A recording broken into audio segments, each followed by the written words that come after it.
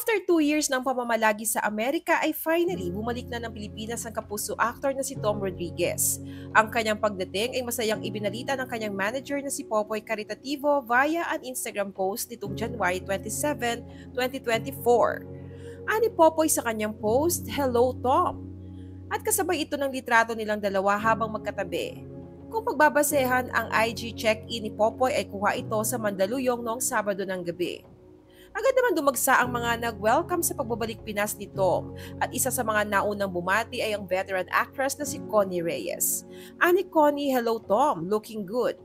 Mas fresh at gumwapo naman talaga kasi ang dating ni Tom ngayong tila ay nakapagmuni-muni ito makalipas ang controversial breakup nila ng ex-wife niyang si Carla Abellana. Hindi gaya noong una na tila ay gulong-gulo ang isip ng aktor. Gayunpaman ay wala nang iba pang detalyeng ibinigay ang manager sa kanyang IG post. Samantalang ang Instagram account naman ni Tom ay naka-deactivate pa rin na tila ayaw mo na nitong makakita ng anumang social media updates.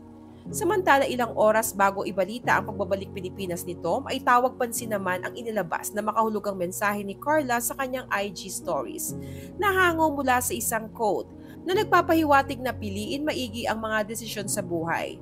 Napakiramdam ng marami ay tumutukoy sa naging karanasan niya sa pag-aasawa. Nakasaad sa post ni Carla, marriage is hard, divorce is hard, choose your heart. Communication is hard, not communicating is hard. Choose your heart. Life will never be easy. It will always be hard. But we can choose our heart. Choose wisely. Matatanda ang hiwalayan ni na Carla at Tom ay isa sa pinaka-pinag-usapang marriage breakup noon. Dahil wala pang isang taon silang mag-asawa ay naghiwalay na kaagad sila. Bagaman 7 years silang naging magkarelasyon. 2014 sila naging mag-on at ikinasal pagsapit ng October 2021. After 8 months, June 2022, ay kinumpirma nila na hiwalay na sila. Ayon sa mga ulat, may nabuntis di umano na ibang babae si Tom. Samantalang may kumalat na issue rin noon na hindi raw babae ang dahilan ng kanilang hiwalayan. Sa interview kay Carla sa Fast Talk with Boy Abunda ay sinabi niyang napakadaming dahilan kaya niya sinukuan ang marriage nila ni Tom.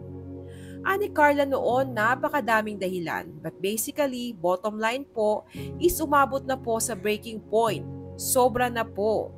There was still disrespect, all the lying and all that. There was no change. Hindi po yun first time na nangyari sa amin.